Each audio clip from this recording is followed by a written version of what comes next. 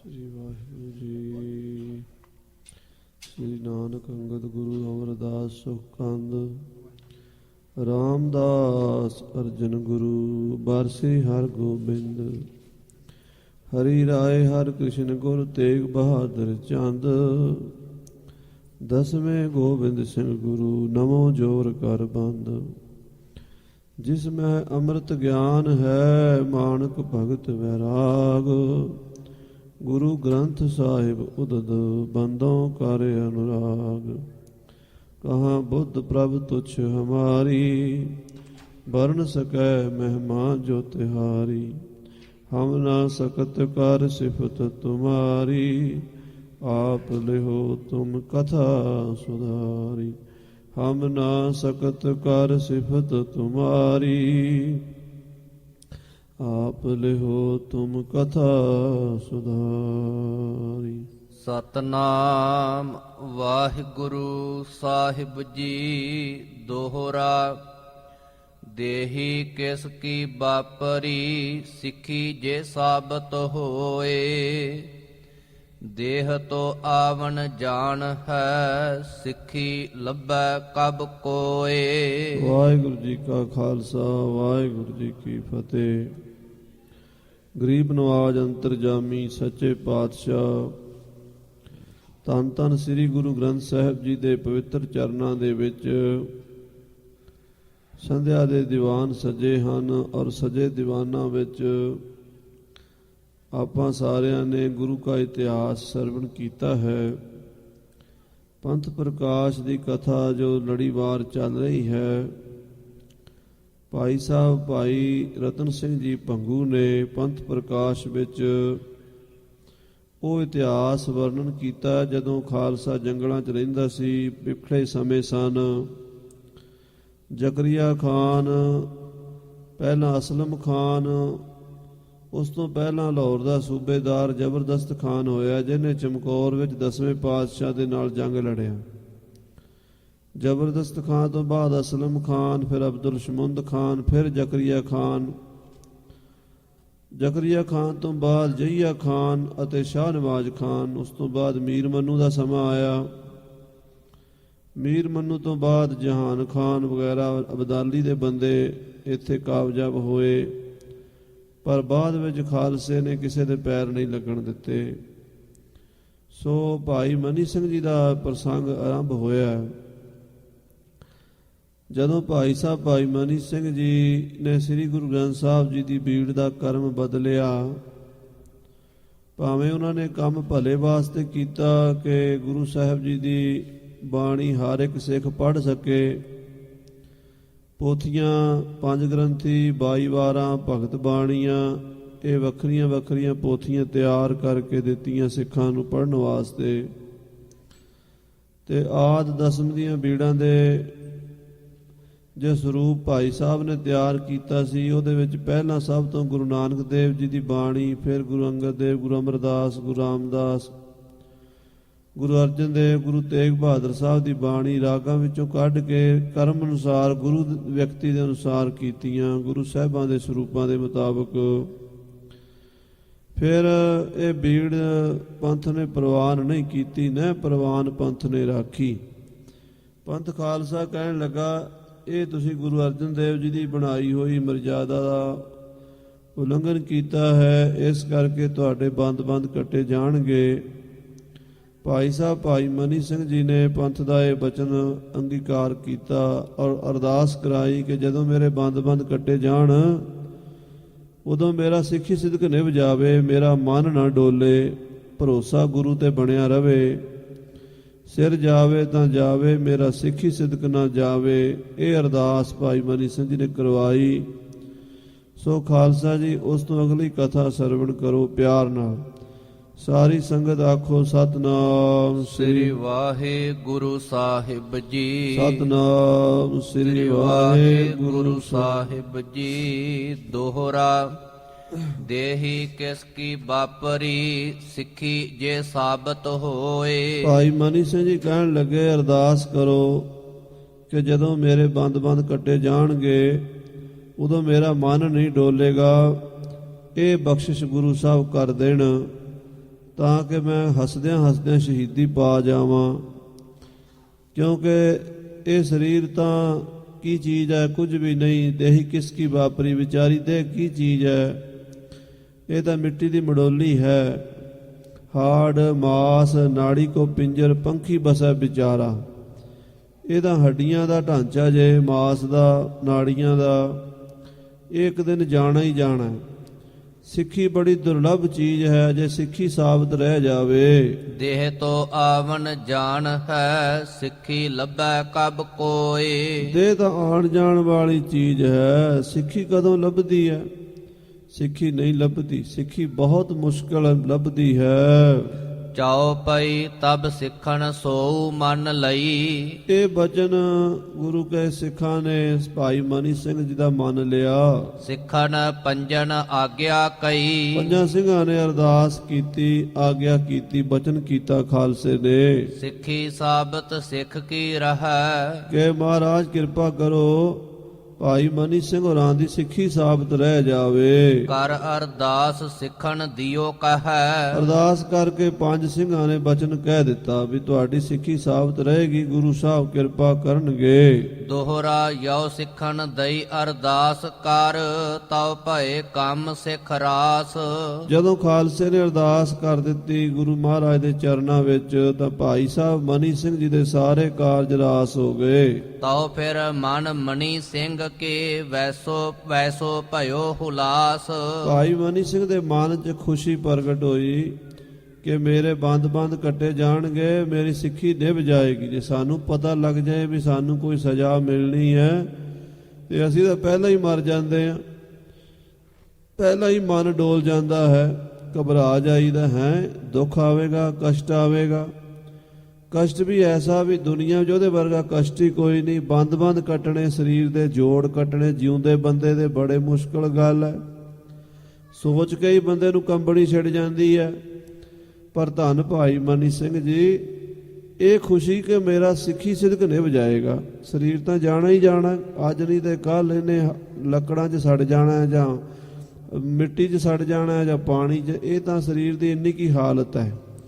ਮੁਸਲਮਾਨ ਮਿੱਟੀ 'ਚ ਦੱਬ ਦਿੰਦੇ ਆ, ਹਿੰਦੂ ਅੱਗ 'ਚ ਸਾੜ ਦਿੰਦੇ ਆ, ਤੇ ਸਾਧੂ ਸੰਤ ਮਹਾਤਮਾ ਨੂੰ ਲੋਕ ਜਲ ਪ੍ਰਵਾਹ ਕਰ ਦਿੰਦੇ ਆ। ਇੰਨਾ ਕੀ ਹੈ ਨਾ, ਠੰਡੀ ਤਾਤੀ ਮਿੱਟੀ ਖਾਈ, ਉਹ ਨਾ ਬਾਲਾ ਬੂਢਾ ਭਾਈ। ਸੋ ਭਾਈ ਮਨੀ ਸਿੰਘ ਜੀ ਵਿਚਾਰ ਕਰਦੇ ਆ ਵੀ ਸਰੀਰ ਨੇ ਰਹਿਣਾ ਨਹੀਂ ਹੈ।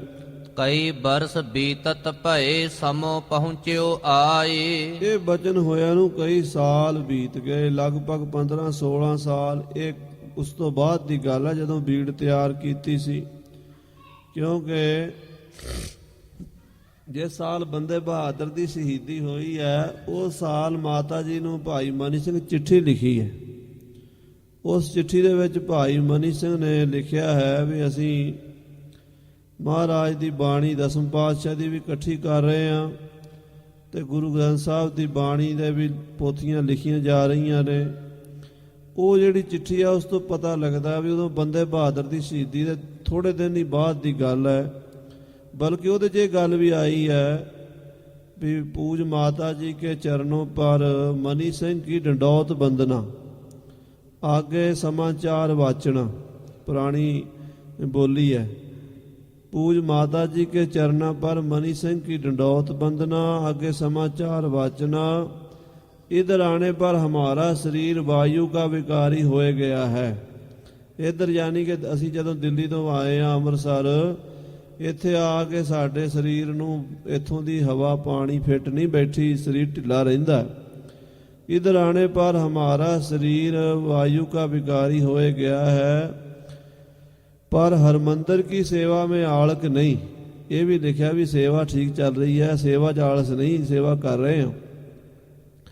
जे गुरु ने चाहया तंदुरुस्ती रही तो कुआर दे महीने आवांगे। कुआर मैंने अस्सू दे महीने यानी कि जुलाई कह लो अगस्त दे महीने, सितंबर दे महीने, इन्हां दिनां विच आवांगे। इदां चिट्ठी 'च लिखिया होया। एक गल उहदे 'च ये भी लिखी है भी देश में गोगा है। गोगा कहंदे रौले रप्पे नूं। देश में गोगा है कि बंदा बंधन मुक्त हो गया है। माता जी नूं चिट्ठी 'च भाई मनी सिंह जी कहंदे आ भी पंजाब 'च रौला पिया होया है कि बंदा जिहड़ा है बहादुर बंदा ਬੰਦਾ ਬਹਾਦਰ ਜੇਲ੍ਹ ਚੋਂ ਭੱਜ ਗਿਆ, ਬੰਧਨ ਮੁਕਤ ਹੋ ਗਿਆ, ਭਾਵ ਜਿਉਂਦਾ ਹੈ। ਆਗੇ ਗੁਰੂ ਕੀ ਗੱਤ ਗੁਰੂ ਜਾਣੇ, ਵੀ ਸਭ ਪੱਕੀ ਗੱਲ ਦਾ ਕੋਈ ਪਤਾ ਨਹੀਂ, ਗੁਰੂ ਦੀ ਗੱਲਾਂ ਗੁਰੂ ਜਾਣੇ। ਇਸ ਤਰ੍ਹਾਂ ਖਾਲਸਾ ਜੀ ਭਾਈ ਮਨੀ ਸਿੰਘ ਨੇ ਉਸ ਚਿੱਠੀ 'ਚ ਜ਼ਿਕਰ ਕੀਤਾ ਹੈ। ਉਹਦੇ 'ਚ ਇਹ ਵੀ ਲਿਖਿਆ ਵੀ ਸਾਹਿਬਾਂ ਦੇ 303 ਚਰਿੱਤਰਾਂ ਦੀ ਪੋਥੀ ਝੰਡਾ ਸਿੰਘ ਦੇ ਹੱਥ ਪਹੁੰਚੀ ਹੈ। 303 ਚਰਿੱਤਰਾਂ ਦੀ ਪੋਥੀ ਸਾਡੇ ਕੋਲ ਪਹੁੰਚ ਗਈ ਹੈ। ਬਾਕੀ ਜਿਹੜੀਆਂ ਪੋਥੀਆਂ ਇਕੱਠੀਆਂ ਕਰਕੇ ਤੁਹਾਡੇ ਕੋਲ ਭੇਜ ਦਿਆਂਗੇ। ਇਹ ਵੀ ਚਿੱਠੀ 'ਚ ਲਿਖਿਆ। ਅੱਜ ਕੱਲ੍ਹ ਜਿਹੜੇ ਚਰਿੱਤਰਾਂ ਦੇ ਕਿੰਤੂ ਪ੍ਰੰਤੂ ਕਰਦੇ ਹੈ, ਉਹਨਾਂ ਨੂੰ ਇੱਥੋਂ ਹੀ ਸਬਕ ਮਿਲਣਾ ਚਾਹੀਦਾ ਵੀ ਭਾਈ ਮਨੀ ਸਿੰਘ ਜੀ ਪੋਥੀਆਂ ਦੇ ਜ਼ਿਕਰ ਕਰ ਰਹੇ ਆ ਚਿੱਠੀਆਂ ਦੇ ਵਿੱਚ ਗੁਰੂ ਸਾਹਿਬ ਦੀ ਬਾਣੀ ਦਾ, ਫਿਰ ਵੀ ਅਸੀਂ ਕਿੰਤੂ ਕਰੀਏ ਤੇ ਫਿਰ ਸਾਡਾ ਆਧਾਰ ਕੀ ਰਹਿ ਜਾਂਦਾ। ਸੋ ਭਾਈ ਮਨੀ ਸਿੰਘ ਸਾਹਿਬ ਜੀ ਲਗਭਗ ਉਸ ਪੋਥੀ ਬਣਾਉਣ ਵਾਲੀ ਗੱਲਾਂ ਤੋਂ ਜਿਹੜੀਆਂ ਉਹਨਾਂ ਨੇ 22 ਵਾਰਾਂ ਭਗਤ ਬਾਣੀਆਂ 5 ਗ੍ਰੰਥੀਆਂ ਬਣਾਈਆਂ, ਉਸ ਤੋਂ 15-16 ਸਾਲ ਬਾਅਦ ਸ਼ਹੀਦ ਹੋਏ ਆ। ਹਾਂਜੀ। ਮੇਲਾ ਦੀਵਾਲੀ ਕੋ ਲੱਗਿਓ ਤੁਰਕਣ ਤੇ ਅਖਵਾਈ। ਕਿਉਂਕਿ ਦੀਵਾਲੀ ਦਾ ਮੇਲਾ ਲਵਾਇਆ ਸੀ ਭਾਈ ਮਨੀ ਸਿੰਘ ਨੇ, ਕਈ ਸਾਲ ਮੇਲਾ ਲੱਗਾ ਨਹੀਂ ਸੀ। ਅੰਮ੍ਰਿਤਸਰ ਤੁਰਕਾਂ ਦਾ ਪਹਿਰਾ ਸਖਤ ਹੋਣ ਕਰਕੇ ਸੰਗਤਾਂ ਆਉਂਦੀਆਂ ਨਹੀਂ ਸੀ, ਕਿਉਂਕਿ ਜੇ ਸਿੰਘ ਆਉਂਦੇ ਸੀ ਤੁਰਕ ਫੜ ਲੈਂਦੇ ਸੀ। ਆਮ ਸੰਗਤ ਵੀ ਡਰਦੀ ਮਾਰੀ ਘੱਟ ਹੀ ਆਇਆ ਕਰਦੀ ਸੀ। ਦੀਵਾਲੀ ਦਾ ਮੇਲਾ ਥੋੜਾ ਹੀ ਲੱਗਦਾ ਸੀ। ਹੁਣ ਥੋੜਾ ਜਿਹਾ ਅਮਨ ਇਮਾਨ ਹੋ ਗਿਆ ਤੇ ਭਾਈ ਮਨੀ ਸਿੰਘ ਹੋਰਾਂ ਨੇ ਸੋਚਿਆ ਵੀ ਤੁਰਕਾਂ ਨਾਲ ਸਲਾਹ ਕਰੀਏ ਕਿ ਉਹ ਮੇਲਾ ਲੱਗਣ ਦੀ ਸਾਨੂੰ ਪਰਮਿਸ਼ਨ ਦੇ ਦੇਣ ਤੇ ਦਰਬਾਰ ਸਾਹਿਬ ਮੇਲਾ ਲੱਗ ਜਾਵੇ। ਭਾਈ ਸਾਹਿਬ ਨੇ ਤੁਰਕਾਂ ਨਾਲ ਗੱਲਬਾਤ ਕਰਕੇ ਮੇਲਾ ਲਵਾਉਣ ਦੀ ਤਰਤੀਬ ਕੀਤੀ। ਚੌਪਈ ਦੀਵਾਲੀ ਕੋ ਥੋ ਮੇਲਾ ਲਾਇਆ। ਦੀਵਾਲੀ ਦਾ ਮੇਲਾ ਲਾਉਣ ਵਾਸਤੇ ਭਾਈ ਸਾਹਿਬ ਨੇ ਤੁਰਕਾਂ ਨਾਲ ਗੱਲ ਕੀਤੀ ਵੀ ਤੁਸੀਂ ਸਾਨੂੰ ਅੰਮ੍ਰਿਤਸਰ ਮੇਲਾ ਲਾਉਣ ਦੀ ਆਗਿਆ ਦਿਓ ਤੇ ਕਿਸੇ ਤਰ੍ਹਾਂ ਦੀ ਕੋਈ ਪਰੇਸ਼ਾਨੀ ਨਾ ਆਵੇ। ਸਰਕਾਰ ਨੇ ਸੋਚਿਆ ਵੀ ਭਾਈ ਮਨੀ ਸਿੰਘ ਨੂੰ ਮੇਲਾ ਲਾਉਣ ਦੀ ਆਗਿਆ ਦੇ ਦਈਏ, ਪਰ ਇਹਨਾਂ ਕੋਲੋਂ ਪੈਸੇ ਲਈਏ। ਚੜਾਵਾ ਦਰਬਾਰ ਸਾਹਿਬ ਦਾ ਬਹੁਤ ਹੁੰਦਾ, ਉਹਦੇ ਚੋਂ ਹਿੱਸਾ ਲਈਏ। 5000 ਰੁਪਈਆ ਸਰਕਾਰ ਨੇ ਮੰਗਿਆ। ਉਦੋਂ 5000 ਬਹੁਤ ਹੁੰਦਾ ਸੀ, ਲੱਖਾਂ ਵਰਗਾ ਸੀ, ਕਰੋੜਾਂ ਵਰਗਾ। 5000 ਰੁਪਈਆ ਅੰਮ੍ਰਿਤਸਰ ਦੇ ਚੜਾਵੇ ਚੋਂ ਅਸੀਂ ਲਵਾਂਗੇ, ਤੁਸੀਂ ਮੇਲਾ ਲਾ ਲਓ। ਭਾਈ ਮਨੀ ਸਿੰਘ ਜੀ ਮੰਨ ਗਏ ਵੀ ਉਹਨਾਂ ਨੇ ਸੋਚਿਆ ਸੰਗਤ ਆਏਗੀ, ਇਸ਼ਨਾਨ ਕਰੇਗੀ, ਜਿੰਨੀ ਮਾਇਆ ਗੁਰੂ ਕੇ ਦਰਬਾਰ ਵਿੱਚ ਚੜ੍ਹੇਗੀ, ਲੰਗਰ ਪ੍ਰਸ਼ਾਦਾ ਵੀ ਸੰਗਤਾਂ ਵਾਸਤੇ ਵਰਤ ਜਾਏਗਾ ਤੇ ਇਹਨਾਂ ਤੁਰਕਾਂ ਨੂੰ ਵੀ ਮਾਇਆ ਦੇ ਦਿਆਂਗੇ। ਭਾਈ ਸਾਹਿਬ ਮੰਨ ਗਏ ਤੇ ਦੀਵਾਲੀ ਦਾ ਮੇਲਾ ਲੱਗਣ ਦੀ ਮਨਜ਼ੂਰੀ ਮਿਲ ਗਈ। ਪਰ ਦੀਵਾਲੀ ਦੇ ਮੇਲੇ ਤੋਂ 10 ਕੁ ਦਿਨ ਪਹਿਲਾਂ ਤੁਰਕਾਂ ਦੀ ਨੀਤ ਵਿਗੜ ਗਈ। ਸਰਕਾਰ ਦੇ ਮਨ 'ਚ ਬੇਈਮਾਨੀ ਆ ਗਈ, ਜ਼ਕਰੀਆ ਖਾਂ ਵਰਗਿਆਂ ਦੇ, ਵੀ ਦੀਵਾਲੀ ਦੇ ਮੇਲੇ ਤੇ ਸਿੰਘਾਂ ਨੇ ਆਉਣਾ ਹੈ, ਜਥੇਦਾਰਾਂ ਨੇ ਵੀ ਆਉਣਾ ਹੈ, ਕਪੂਰ ਸਿੰਘ ਵਗੈਰਾ ਜਿਹੜੇ ਬਹੁਤ ਜੰਗੀ ਜਰਨੈਲ ਹਨ। ਇਹ ਉਦੋਂ ਖਾਲਸਾ ਜੀ ਜਦੋਂ ਸਿੰਘਾਂ ਨੇ ਪਹਿਲਾਂ ਤਾਂ ਜਗੀਰ ਲਾਈ ਹੋਈ ਸੀ ਨਾ ਸਰਕਾਰ ਨੇ, ਪਰ ਜਦੋਂ ਉਹਨਾਂ ਨੇ ਵੇਖਿਆ ਵੀ ਇਹ ਸਿੰਘ ਵਿਹਲੇ ਬੈਠੇ ਖਾਈ ਜਾਂਦੇ, ਉਹਨਾਂ ਜਗੀਰ ਬੰਦ ਕਰਤੀ ਸੀ। ਜਗੀਰ ਬੰਦ ਕਰ ਦਿੱਤੀ, ਕਹਿਣ ਲੱਗੇ ਤੁਸੀਂ ਸਾਨੂੰ ਨੌਕਰੀ ਕਰਨੀ ਹੈ, ਕਰ ਲਓ, ਪੈਸੇ ਨਹੀਂ ਅਸੀਂ ਤੁਹਾਨੂੰ ਦੇਣੇ। ਫਿਰ ਨਵਾਬ ਕਪੂਰ ਸਿੰਘ ਨੇ ਤਰਨੇ ਦਲ ਦੇ ਜਿਹੜੇ ਜਥੇਦਾਰ ਸਨ, ਬਾਬਾ ਦੀਪ ਸਿੰਘ ਜੀ, ਬਾਬਾ ਵਿਨੋਦ ਸਿੰਘ ਜੀ, ਦਸੌਂਧਾ ਸਿੰਘ ਜੀ ਗਿੱਲ, ਹਰੀ ਸਿੰਘ ਭੰਗੀ, ਇਹਨਾਂ ਸਿੰਘਾਂ ਸਾਰਿਆਂ ਨੂੰ ਕਹਿਤਾ ਵੀ ਜਾਓ ਹੁਣ ਲੁੱਟਮਾਰ ਕਰੋ। ਸਰਕਾਰ ਦੇ ਖਜ਼ਾਨੇ ਫਿਰ ਲੁੱਟਣ ਲੱਗ ਪਏ ਸਿੰਘ। ਉਹੀ ਕੰਮ ਸ਼ੁਰੂ ਹੋ ਗਿਆ, ਦੰਗੇ ਫਸਾਦ ਹੋ ਗਏ। ਫਿਰ ਮੇਲਾ ਬੰਦ ਹੋ ਗਿਆ ਸੀ। ਸੋ ਹੁਣ ਭਾਈ ਮਨੀ ਸਿੰਘ ਜੀ ਨੇ ਜਦੋਂ ਮੇਲਾ ਲਵਾਉਣ ਦੀ ਗੱਲ ਕੀਤੀ, ਸਰਕਾਰ ਦੇ ਮਨ 'ਚ ਆਇਆ ਵੀ ਜਿਹੜੇ ਸਿੰਘ ਆਉਣਗੇ ਨਾ ਮੇਲੇ ਤੇ, ਉਹ ਜਥੇਦਾਰ ਆਪਾਂ ਸਾਰੇ ਫੜ ਲਈਏ। ਜੇ ਜਥੇਦਾਰ ਫੜ ਕੇ ਮਾਰ ਦਈਏ, ਬਾਕੀ ਜਿਹੜੇ ਨੇ ਆਪੇ ਖਿੰਡ ਪੁੰਡ ਜਾਣਗੇ, ਪਿਛਲੇ ਤਾਕਤ ਖਤਮ ਹੋ ਜਾਏਗੀ ਸਿੱਖਾਂ ਦੀ। ਇੱਦਾਂ ਸਰਕਾਰ ਦੀ ਨੀਤ ਬਦਲ ਗਈ ਤੇ ਦੀਵਾਲੀ ਦੇ ਮੇਲੇ ਤੋਂ ਪਹਿਲਾਂ ਹੀ ਤੁਰਕਾਂ ਨੇ ਬਹੁਤ ਜ਼ਿਆਦਾ ਫੌਜ ਲਾਹੌਰ ਤੋਂ ਸ੍ਰੀ ਅੰਮ੍ਰਿਤਸਰ ਲਾ ਦਿੱਤੀ। ਕਈ ਕੰਪਨੀਆਂ ਫੌਜ ਦੀਆਂ ਲਾ ਦਿੱਤੀਆਂ, ਸਾਰੇ ਪਾਸੇ ਫੌਜਾਂ ਹੀ ਫੌਜਾਂ। ਭਾਈ ਮਨੀ ਸਿੰਘ ਸੋਚਦੇ ਵੀ ਮੇਲੇ ਤੇ ਇੰਨੀ ਫੌਜ ਲਾਉਣ ਦਾ ਕੀ ਮਤਲਬ ਹੈ। ਤੁਰਕਾਂ ਨੂੰ ਪੁੱਛਿਆ ਵੀ ਤੁਸੀਂ ਇੰਨੀ ਫੌਜ ਕਿਉਂ ਲਿਆਏ ਹੋ? ਉਹ ਕਹਿੰਦੇ ਜੀ ਮੇਲੇ ਤੇ ਨਾ ਕੋਈ ਭੱਜ ਦੜ ਨਾ ਮੱਚ ਜਾਵੇ, ਅਸੀਂ ਪ੍ਰਬੰਧ ਕਰਨਾ, ਸਿਸਟਮ ਵੇਖਣਾ ਵੀ ਕੋਈ ਰੌਲਾ ਰੱਪਾ ਨਾ ਪੈ ਜਾਏ, ਕੋਈ ਤੁਹਾਡਾ ਨੁਕਸਾਨ ਨਾ ਕਰ ਜਾਵੇ, ਪ੍ਰਬੰਧ ਲਈ ਭਾਈ ਮਨੀ ਸਿੰਘ ਕਹਿੰਦੇ ਪ੍ਰਬੰਧ ਲਈ ਤਾਂ 1000-2000 ਸਿਪਾਹੀ ਬੜੇ ਹੁੰਦੇ ਆ, ਤੁਸੀਂ ਇੱਥੇ 50,000 ਇਕੱਠਾ ਕੀਤਾ ਹੋਇਆ, ਇੰਨੀ ਕਰੋਗੇ? ਪਰ ਉਹਨਾਂ ਦੇ ਮਨ 'ਚ ਖੋਟ ਸੀ। ਭਾਈ ਮਨੀ ਸਿੰਘ ਬੜੇ ਸਿਆਣੇ ਬਜ਼ੁਰਗ ਸੀਗੇ, ਸਮਝ ਗਏ ਤੁਰਕਾਂ ਦੀ ਚਾਲ। ਉਹਨਾਂ ਨੇ ਸਾਰੇ ਜਥੇਦਾਰਾਂ ਨੂੰ ਚਿੱਠੇ ਲਿਖ ਦਿੱਤੇ ਵੀ ਖਾਲਸਾ ਜੀ, ਤੁਰਕਾਂ ਦੀ ਨੀਤ ਬਦਲ ਗਈ ਹੈ, ਕੋਈ ਵੀ ਸਿੰਘ ਮੇਲੇ 'ਚ ਨਾ ਆਵੇ, ਅੰਮ੍ਰਿਤਸਰ ਨਹੀਂ ਆਉਣਾ। ਜਥੇਦਾਰਾਂ ਨੂੰ, ਸਿੰਘਾਂ ਨੂੰ ਪਿੰਡਾਂ ਦੇ ਵਿੱਚ ਥਾਂ ਥਾਂ ਹੀ ਹਲਕਾਰੇ, ਅੱਗੇ ਦੀ ਅੱਗੇ ਸਿੰਘਾਂ ਨੇ ਖਬਰਾਂ ਕਰ ਦਿੱਤੀਆਂ ਵੀ ਕੋਈ ਖਾਲਸਾ, ਕੋਈ ਸਿੰਘ ਗੁਰੂ ਕੀ ਫੌਜ ਸ੍ਰੀ ਅੰਮ੍ਰਿਤਸਰ ਮੇਲੇ ਤੇ ਨਹੀਂ ਆਏਗੀ। ਤੁਰਕਨ ਨੇ ਥੋ ਟਕਾ ਚੁਕਾਇਆ, ਤੁਰਕਾਂ ਨੇ ਜਿਹੜਾ ਠੇਕਾ ਕੀਤਾ ਸੀ 5000 ਰੁਪਈਆ ਲਵਾਂਗੇ ਮੇਲੇ ਦਾ, 10,000 ਰੁਪਈਆ ਠਹਿਰਾਇਆ। 10,000 ਰੁਪਈਆ ਠਹਿਰਾਇਆ, ਨੀਅਤ ਕੀਤਾ। ਟਕਣ ਖਾਤਰ ਤਿੰਨ ਦਰੋਗਾ ਬਹਾਇਆ, ਉਹ ਪੈਸੇ ਲੈਣ ਵਾਸਤੇ ਦਰੋਗਾ ਉੱਥੇ ਬਹਾ ਦਿੱਤਾ, ਆਪਣਾ ਇੱਕ ਕੋਤਵਾਲ ਬਹਾਤਾ ਵੀ ਪੈਸੇ ਜਿਹੜੇ ਸਿੱਖਾਂ ਤੋਂ ਤੂੰ ਲੈਣੇ ਆ। ਨਵਾਬ ਕਹਿਓ ਤੁਮ ਮਤ ਚਿਤ ਡਰੋ, ਤੇ ਨਵਾਬ ਭਾਈ ਮਨੀ ਸਿੰਘ ਜੀ ਨੂੰ ਕਹਿਣ ਲੱਗਾ 10 ਦਿਨ ਮੇਲਾ ਅਬ ਤੁਮ ਭਰੋ। ਤੁਸੀਂ ਡਰੋ ਨਾ, ਅਸੀਂ ਫੌਜ ਤਾਂ ਐਵੇਂ ਹੀ ਤੁਹਾਡੇ ਪ੍ਰਬੰਧ ਵਾਸਤੇ ਲਿਆਂਦੀ ਆ, ਮੇਲਾ ਲਾਓ ਤੁਸੀਂ ਮੌਜ ਨਾਲ, ਤੁਹਾਨੂੰ ਕੋਈ ਤੰਗੀ ਨਹੀਂ ਆਵੇਗੀ। 10 ਦਿਨ ਮੇਲਾ ਲਾਓ, ਬੇਸ਼ੱਕ ਲਾਓ। ਸਭੀ ਖਾਲਸੇ ਚਿੱਠੇ ਫਿਰਾਏ, ਸੋ ਕਹਿੰਦੇ ਆ ਵੀ ਖਾਲਸੇ ਵੱਲ ਚਿੱਠੇ ਭੇਜ ਦਿੱਤੇ ਸੀ ਭਾਈ ਮਨੀ ਸਿੰਘ ਨੇ ਵੀ ਮੇਲੇ ਤੇ ਆਓ। ਆਏ ਅੰਮ੍ਰਿਤਸਰ ਡੇਰੇ ਲਾਏ, ਆ ਕੇ ਅੰਮ੍ਰਿਤਸਰ ਸਿੰਘਾਂ ਨੇ ਡੇਰੇ ਲਾਏ। ਤਬ ਨਵਾਬ ਕੰਨ ਲੱਖੂ ਪਾਈ, ਉਧਰੋਂ ਨਵਾਬ ਦਾ ਦਿਲ ਫਿਰ ਗਿਆ, ਬੇਈਮਾਨ ਹੋ ਗਿਆ। ਉਹਨੇ ਆਪਣੇ ਦੀਵਾਨ ਲੱਖੂ ਨੂੰ, ਇਹਦਾ ਨਾਮ ਸੀ ਲਖਪਤ ਰਾਏ, ਇਹ ਦੋ ਭਾਈ ਸਨ, ਲਖਪਤ ਰਾਏ ਤੇ ਜਸਪਤ ਰਾਏ। ਜਸਪਤ ਰਾਏ ਐਮਨਾਬਾਦ ਦਾ ਦੀਵਾਨ ਸੀ, ਲਖਪਤ ਰਾਏ ਲਾਹੌਰ ਦਾ ਦੀਵਾਨ ਸੀ। ਖੱਤਰੀ ਜਾਤ ਵਿੱਚੋਂ ਹਿੰਦੂ ਸਨ। ਪਹਿਲਾਂ ਤਾਂ ਗੁਰੂ ਘਰ ਨੂੰ ਮੰਨਦੇ ਸੀਗੇ, ਪਰ ਸਿੱਖਾਂ ਨਾਲ ਵੈਰ ਹੀ ਰੱਖਦੇ ਸੀ। ਗੁਰੂ ਘਰ ਨੂੰ ਤਾਂ ਮੰਨਦੇ ਸੀ, ਪਰ ਗੁਰੂ ਖਾਲਸੇ ਨਾਲ ਵੈਰ ਰੱਖਦੇ ਸੀ, ਅੰਦਰੋਂ ਰੜਕ ਰੱਖਦੇ ਸੀਗੇ। ਜਦੋਂ ਇਹਦਾ ਭਰਾ ਸਨ 1745 ਦੇ ਵਿੱਚ 46 ਦੇ ਵਿੱਚ ਸਿੰਘਾਂ ਦੇ ਹੱਥੋਂ ਮਾਰਿਆ ਗਿਆ ਜਸਪਤ ਰਾਏ, ਉਦੋਂ ਲਖਪਤ ਸਿੱਖਾਂ ਦਾ ਪੱਕਾ ਹੀ ਵੈਰੀ ਬਣ ਗਿਆ ਤੇ ਉਹਨੇ ਫਿਰ ਛੋਟਾ ਘੱਲੂਘਾਰਾ ਲਖਪਤ ਰਾਏ ਨੇ ਕੀਤਾ ਸੀ। ਉਹ ਕਥਾ ਅੱਗੇ ਆਉਣੀ ਹੈ। ਸੋ ਇਹ ਲੱਖੂ ਦੀਵਾਨ ਨੂੰ ਜ਼ਕਰੀਏ ਖਾਨ ਨੇ ਸਿੰਘ ਜਾਤ ਫਿਰ ਕਰੈ ਦੰਗਾਈ, ਉਹਦੇ ਕੰਨ 'ਚ ਗੱਲ ਪਾਈ, ਦੀਵਾਨ ਜੀ ਤੁਸੀਂ ਅੰਮ੍ਰਿਤਸਰ ਜਾਣਾ ਤੇ ਸਿੱਖਾਂ ਨੂੰ ਕਾਬੂ ਕਰ ਲੈਣਾ, ਕਿਉਂਕਿ ਇਹ ਸਿੱਖ ਜਿਹੜੇ ਨੇ ਅੱਜ ਤਾਂ ਮੇਲੇ ਤੇ ਆਉਣਗੇ, ਬੜੇ ਭੋਲੇ ਭਾਲੇ ਬਣ ਕੇ ਇਸ਼ਨਾਨ ਕਰਕੇ ਚਲੇ ਜਾਣਗੇ। ਕੱਲ ਨੂੰ ਇਹਨਾਂ ਨੇ ਫੇਰ ਉਹੀ ਕੰਮ ਕਰਨਾ, ਦੰਗੇ ਫਸਾਦ ਵਾਲਾ। ਇਹਨਾਂ ਦੰਗਈਆਂ ਨੂੰ ਕਾਬੂ ਕਰ ਲਈਏ, ਫੜ ਲਈਏ। ਤਬ ਨਵਾਬ ਨੇ ਫੌਜ ਚੜਾਈ, ਫੌਜ ਨੇ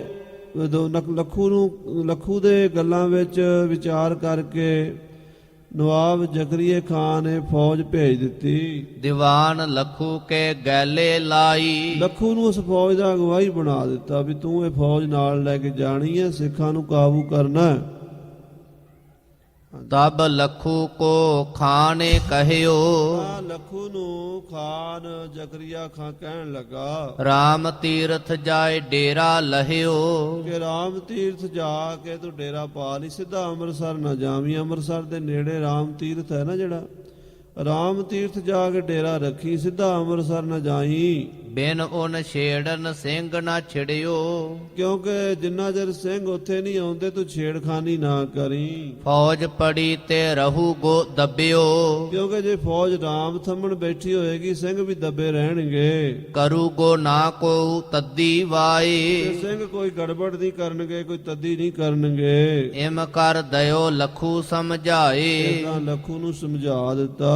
ਹੋਣ ਹਾਰ ਸਗਵਾ ਬਣ ਆਏ, ਜੋ ਭਾਣਾ ਵਰਤਣਾ ਹੁੰਦਾ ਹੈ ਨਾ ਅਕਾਲ ਪੁਰਖ ਵੱਲੋਂ, ਉਹਦੀ ਬੇਦ ਪਰਮੇਸ਼ਰ ਨੂੰ ਹੀ ਪਤਾ ਹੁੰਦਾ ਵੀ ਹੋਣਾ ਕੀ ਹੈ, ਹੋਣੀ ਟਲਦੀ ਨਹੀਂ। ਜੋ ਭਾਈ ਮਨੀ ਸਿੰਘ ਜੀ ਦਾ ਸਮਾਂ ਲਿਖਿਆ ਸੀ ਉਹ ਆ ਗਿਆ ਸੀ, ਬਿਧ ਬਣ ਗਈ। ਕੌਣ ਸਕੇ ਪੰਥ ਬਚਨ ਟਲਾਏ, ਪੰਥ ਖਾਲਸੇ ਦਾ ਬਚਨ ਸੀਗਾ ਵੀ ਭਾਈ ਮਨੀ ਸਿੰਘ ਜੀ ਤੁਹਾਡੇ ਬੰਦ ਕੱਟੇ ਜਾਣੇ, ਉਹ ਬਚਨ ਕਿਸੇ ਤੋਂ ਟਲਦਾ ਨਹੀਂ ਸੀ। ਦੋਹਰਾ ਦੁਵੱਲੋਂ ਫੌਜੈ ਜਬ ਜੁੜੈ, ਸੁਖ ਕਹਾਂ ਤਬ ਹੋਏ, ਜਦੋਂ ਫੌਜ ਦੋਵਾਂ ਪਾਸਿਆਂ ਤੋਂ ਇਕੱਠੀ ਹੁੰਦੀ ਹੈ ਤੇ ਫਿਰ ਫੌਜਾਂ ਦੇ ਕੋਲ ਫੌਜਾਂ ਬੈਠੀਆਂ ਹੋਣ ਤੇ ਸੁੱਖ ਨਹੀਂ ਹੋਇਆ ਕਰਦਾ। ਦਵੱਲੋਂ ਫੌਜਾਂ ਜੁੜ ਜਾਣ, ਇਸ ਕਰਕੇ ਸਿਆਣੇ ਲੋਕ ਕਹਿੰਦੇ ਆ ਵੀ ਦੋ ਫੌਜਾਂ ਕਦੀ ਇਕੱਠੀਆਂ ਨਹੀਂ ਹੋਣੀ ਚਾਹੀਦੀ, ਦੋ ਦਲ ਨਹੀਂ ਕਦੀ ਕਿੱਥੇ ਨੇੜੇ ਬੈਠਣੇ ਚਾਹੀਦੇ। ਕੀ ਪਤਾ ਕੀ ਹੋ ਜਾਵੇ, ਛੋਟੀ ਛੋਟੀ ਗੱਲ ਤੋਂ ਦੰਗੇ ਹੋ ਜਾਂਦੇ ਆ। ਜਿਵੇਂ 10ਵੇਂ ਪਾਤਸ਼ਾਹ ਮਹਾਰਾਜ ਬਾਦਸ਼ਾਹ ਬਹਾਦਰ ਸ਼ਾਹ ਦੇ ਨਾਲ ਹਜੂਰ ਸਾਹਿਬ ਨੂੰ ਜਾ ਰਹੇ ਸੀ ਤੇ ਉਸ ਵੇਲੇ ਖਾਲਸਾ ਜੀ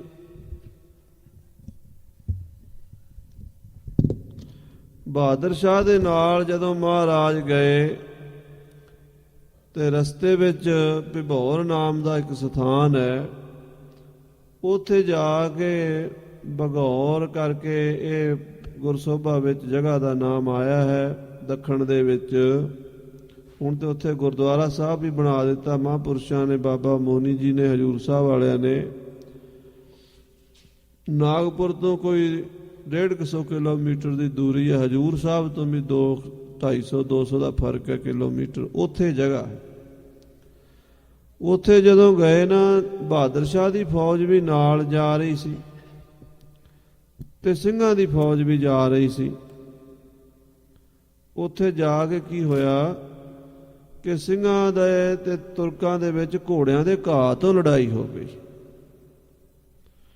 ਘੋੜਿਆਂ ਦੇ ਵਾਸਤੇ ਘਾਹ ਜਿੱਥੋਂ ਵੱਢਣ ਲੱਗੇ, ਤੁਰਕ ਕਹਿੰਦੇ ਅਸੀਂ ਵੱਢਣਾ, ਸਾਡੇ ਘੋੜੇ ਭੁੱਖੇ ਮਰਦੇ। ਸਿੰਘ ਕਹਿੰਦੇ ਸਾਡਾ ਅਸੀਂ ਪਹਿਲਾਂ ਦੇਖਿਆ, ਅਸੀਂ ਵੱਢਣਾ। ਘਾਹ ਵੱਢਣ ਤੋਂ ਹੀ ਸਿੰਘ ਤੇ ਤੁਰਕ ਲੜ ਪਏ, ਹਾਲਾਂਕਿ ਫੌਜਾਂ ਇਕੱਠੀਆਂ ਜਾ ਰਹੀਆਂ ਸਨ। ਤੇ ਜਦੋਂ ਲੜਾਈ ਹੋ ਗਈ ਤੇ 10ਵੇਂ ਪਾਤਸ਼ਾਹ ਨੂੰ ਪਤਾ ਲੱਗਾ ਵੀ ਸਿੰਘ ਤੇ ਤੁਰਕ ਲੜ ਪਏ ਆ। ਮਹਾਰਾਜ ਨੇ ਭਾਈ ਮਾਨ ਸਿੰਘ ਜੀ, ਨਿਹੰਗ ਸਿੰਘ ਜੀ ਨੂੰ ਭੇਜਿਆ, ਜਿਹੜੇ 10ਵੇਂ ਪਾਤਸ਼ਾਹ ਦੇ ਨਾਲ ਮਾਛੀਵਾੜੇ ਦੇ ਜੰਗਲਾਂ 'ਚ ਰਹੇ। ਭਾਈ ਮਨੀ ਸਿੰਘ ਦੇ ਸਕੇ ਭਰਾ ਸਨ ਨਿਸ਼ਾਨਚੀ। ਭਾਈ ਮਾਨ ਸਿੰਘ ਜੀ ਗਏ ਤੇ ਜਾ ਕੇ ਉਹ ਲੜਾਈ ਨੂੰ ਸ਼ਾਂਤ ਕਰਾਉਣ ਲੱਗ ਪਏ ਵੀ ਠਹਿਰੋ ਭਾਈ, ਨਾ ਲੜੋ। ਅੱਗੇ ਉਹ ਤਲਵਾਰਾਂ ਕੱਢੀ ਫਿਰਦੇ ਸੀ, ਸਿੰਘ ਵੀ ਤੇ ਮੁਸਲਮਾਨ ਵੀ। ਕਿਸੇ ਨੂੰ 60 ਫੇਟ ਵੀ ਲੱਗੀ ਹੋਣੀ ਹੈ, ਮਾੜੀ ਮੋਟੀ ਲੜਾਈ ਹੋ ਜੋ ਗਈ। ਘਾਹ ਤੋਂ ਲੜ ਪਏ। ਤੇ ਜਦੋਂ ਉਹ ਲੜਾਈ ਦੇ ਵਿੱਚ ਭਾਈ ਮਾਨ ਸਿੰਘ ਜੀ ਦਾ ਸਿੰਘਾਂ ਨੂੰ ਤੇ ਤੁਰਕਾਂ ਨੂੰ ਲੜਾਉਣ ਦੀ ਤੋਂ ਹਟਾ ਰਹੇ ਸੀਗੇ, ਸ਼ਾਂਤ ਕਰ ਰਹੇ, ਘੋੜੇ ਦੇ ਚੜੇ ਫਿਰਦੇ ਸੀ। ਵਿੱਚ ਕਿਸੇ ਤੁਰਕ ਦੇ ਮਨ 'ਚ ਦੁਸ਼ਮਣੀ ਆ ਗਈ ਵੀ ਇਹ ਉਹ ਸਿੰਘ ਹੈ ਜਿਹਨੇ ਸਾਡੇ ਬੰਦੇ ਬੜੇ ਮਾਰੇ ਚਮਕੌਰ ਦੇ ਜੰਗ ਵਿੱਚ। ਇਹ ਗੁਰੂ ਗੋਬਿੰਦ ਸਿੰਘ ਦਾ ਖਾਸ ਆਦਮੀ ਹੈ। ਉਹਨਾਂ ਨੇ ਭਾਈ ਸਾਹਿਬ ਮਾਨ ਸਿੰਘ ਜੀ ਨੂੰ ਨਿਸ਼ਾਨਾ ਬਣਾ ਕੇ ਗੋਲੀ ਚਲਾ ਦਿੱਤੀ। ਭਾਈ ਮਾਨ ਸਿੰਘ ਤਾਂ ਲੜਾਈ ਹਟਾਉਂਦੇ, ਫਿਰ ਉਹਨਾਂ ਨੂੰ ਕੀ ਪਤਾ ਵੀ ਸਾਡੇ ਤੇ ਕਿਸੇ ਨੇ ਨਿਸ਼ਾਨਾ ਲਾਇਆ। ਦੂਰੋਂ ਗੋਲੀ ਆਈ, ਭਾਈ ਸਾਹਿਬ ਦੇ ਲੱਗੀ, ਘੋੜੇ ਤੋਂ ਡਿੱਗੇ, ਸ਼ਹੀਦੀ ਪਾ ਗਏ। 10ਵੇਂ ਪਾਤਸ਼ਾਹ ਗਰੀਬ ਨਵਾਜ ਨੇ ਆਪਣੇ ਹੱਥੀਂ ਸੰਸਕਾਰ ਕੀਤਾ। ਸੂਰਜ ਪ੍ਰਕਾਸ਼ 'ਚ ਕਥਾ ਆਉਣੀ ਹੈ। ਕਹਿੰਦੇ ਜਿਹੜੇ 10ਵੇਂ ਪਾਤਸ਼ਾਹ ਆਪਣੇ ਪੁੱਤਰਾਂ ਦੀਆਂ ਲਾਸ਼ਾਂ ਦੇ ਉੱਤੇ ਕਦੀ ਬੈਰਾਗ ਨਹੀਂ ਸੀ ਨਾ ਕੀਤਾ, ਉਹ ਭਾਈ ਮਾਨ ਸਿੰਘ ਜੀ ਦੇ ਸਰੀਰ ਦੇ ਕੋਲ ਖੜ ਕੇ ਕੀਤਾ। ਕਹਿਣ ਲੱਗੇ ਇਹੋ ਜਿਹਾ ਯੋਧਾ ਕਿੱਥੋਂ ਮਿਲਣਾ, ਕਹਿੰਦੇ ਇਹੋ ਜਿਹਾ ਸੂਰਮਾ ਕਿੱਥੇ ਜਨਮ ਲਏਗਾ। ਭਾਈ ਸਾਹਿਬ ਭਾਈ ਮਾਨ ਸਿੰਘ ਦਾ ਸੰਸਕਾਰ ਆਪਣੇ ਹੱਥੀਂ ਕਰਕੇ ਜਦੋਂ ਪਾਤਸ਼ਾਹ ਡੇਰੇ 'ਚ ਆ ਗਏ ਤੇ ਬਹਾਦਰ ਸ਼ਾਹ ਅਫਸੋਸ ਕਰਨ ਆਇਆ। ਕਹਿਣ ਲੱਗਾ ਮਹਾਰਾਜ, ਇਹਨਾਂ ਮੂਰਖਾਂ ਨੇ ਬਹੁਤ ਗਲਤੀ ਕੀਤੀ ਹੈ। ਜਿਨ੍ਹਾਂ ਬੰਦਿਆਂ ਨੇ ਭਾਈ ਮਾਨ ਸਿੰਘ ਨੂੰ ਮਾਰਿਆ, ਮੈਂ ਉਹ ਸਾਰੇ ਨੌਕਰੀਓਂ ਕੱਢ ਦੇਣੇ ਤੇ ਗ੍ਰਿਫਤਾਰ ਕਰ ਲਏ। ਉਹ ਸਾਰੇ ਸਿਪਾਹੀ ਪਕੜ ਕੇ 10ਵੇਂ ਪਾਤਸ਼ਾਹ ਦੇ ਸਾਹਮਣੇ ਲਿਆਂਦੇ। ਮਹਾਰਾਜ, ਇਹਨਾਂ ਨੇ ਤੁਹਾਡਾ ਬੰਦਾ ਮਾਰਿਆ, ਇਹਨਾਂ ਨੂੰ ਸਜ਼ਾ ਮੌਤ, ਜੋ ਮਰਜ਼ੀ ਤੁਸੀਂ ਸਜ਼ਾ ਦਿਓ। ਸਤਿਗੁਰਾਂ ਨੇ ਉਹਨਾਂ ਵੱਲ ਵੇਖਿਆ, ਕਹਿਣ ਲੱਗੇ ਵੀ ਤੁਹਾਨੂੰ ਹੁਣ ਅਸੀਂ ਸਜ਼ਾਏ ਮੌਤ ਦਈਏ, ਮਾਰ ਦਈਏ ਤੁਹਾਨੂੰ? ਤੁਸੀਂ ਕਿਹੜੇ ਕੀ ਕੰਮ ਕੀਤਾ? ਇੱਕ ਸਿੰਘ ਤੁਹਾਡੀ ਲੜਾਈ ਹਟਾਉਣ ਗਿਆ ਤੇ ਤੁਸੀਂ ਉਹਨੂੰ ਮਾਰਤਾ ਗੋਲੀ ਮਾਰ ਕੇ। ਇਹ ਕਿੱਧਰ ਦੀ ਸਿਆਣਪ ਕੀਤੀ, ਕਿਹੜੀ ਬਹਾਦਰੀ ਕੀਤੀ ਤੁਸੀਂ? ਉਹਦੇ ਇਕੱਲੇ ਨਾਲ ਤੁਸੀਂ 10-20 ਲੜ ਕੇ ਵੇਖਦੇ, ਫਿਰ ਦੱਸਦਾ ਉਹ। ਮਹਾਰਾਜ ਬੜੇ ਰੋਹ 'ਚ ਬੋਲੇ। ਫਿਰ ਕਹਿਣ ਲੱਗੇ ਜਾਓ, ਛੱਡ ਦਿੱਤਾ ਤੁਹਾਨੂੰ ਪਰਮੇਸ਼ਰ ਹੀ ਕਰਮਾਂ ਦੀ ਸਜ਼ਾ ਦੇਗਾ, ਅਸੀਂ ਨਹੀਂ ਤੁਹਾਡੇ ਤੇ ਹੁਣ ਵਾਰ ਕਰਨਾ। ਐਸੇ ਦਸ਼ਮੇਸ਼ ਪਿਤਾ ਮਹਾਰਾਜ ਜੀ ਦੇ ਇਹ ਪ੍ਰਸੰਗ ਅੱਗੇ ਆਉਂਦੇ। ਕਹਿਣ ਦਾ ਮਤਲਬ ਹੈ ਜਿੱਥੇ ਦੋ ਫੌਜਾਂ ਨੇੜੇ ਹੋਣ ਨਾ, ਉੱਥੇ ਲੜਾਈ ਹੋ ਜਾਂਦੀ ਹੈ। ਫਿਰ ਦੂਜੇ ਮਜ਼ਹਬ ਦੀਆਂ ਹੋਣ ਤਾਂ ਫਿਰ ਤਾਂ ਹੋਣੀ ਹੈ। ਇੱਕ ਪਾਸੇ ਸਿੱਖਾਂ ਦੀ ਫੌਜ ਅੰਮ੍ਰਿਤਸਰ ਆਈ ਤੇ ਦੂਜੇ ਪਾਸੇ ਲੱਖੂ ਦੀ ਫੌਜ ਬੈਠੀ ਹੈ, ਜ਼ਕਰੀਏ ਦੀ ਫੌਜ ਬੈਠੀ ਹੈ। ਲੜਾਈ ਦਾ ਜਿਹੜਾ ਹੈ ਨਾ ਖਦਸ਼ਾ ਜ਼ਿਆਦਾ ਹੈ। ਹਾਂਜੀ। ਸਮੋ ਮਣੀ ਸਿੰਘ ਆ ਪੁੱਜੋ ਖਾਨ ਅਕਲ ਦਈ ਖੋਏ। ਭਾਈ ਮਨੀ ਸਿੰਘ ਦੀ ਸ਼ਹੀਦੀ ਦਾ ਸਮਾਂ ਆ ਗਿਆ ਸੀ ਤੇ ਖਾਨ ਬਹਾਦਰ ਦੀ ਅਕਲ ਤੇ ਪੜਦਾ ਪੈ ਗਿਆ ਸੀ। ਚਾਉ ਪਈ ਨਿਬਾਬ ਅਕਲ ਜਾਉ ਗਈ ਵਿਕਾਈ। ਇਹਦਾ ਨਵਾਬ ਦੀ ਮੱਤ ਮਾਰੀ ਗਈ, ਉਹਦੇ ਮਨ 'ਚ ਬੁਰਾਈ ਆ ਗਈ, ਖੁਟਿਆਈ ਆ ਗਈ। ਬਰੂਦ ਅਗਨ ਸੋ ਚਾਹੈ ਮਿਲਾਈ। ਮੂਰਖ ਨਵਾਬ ਨੇ ਇਸ ਵਿਚਾਰ ਨਹੀਂ ਕੀਤੀ ਵੀ ਮੈਂ ਬਰੂਦ ਤੇ ਅੱਗ ਨੂੰ ਨੇੜੇ ਨੇੜੇ ਕਰ ਰਿਹਾ।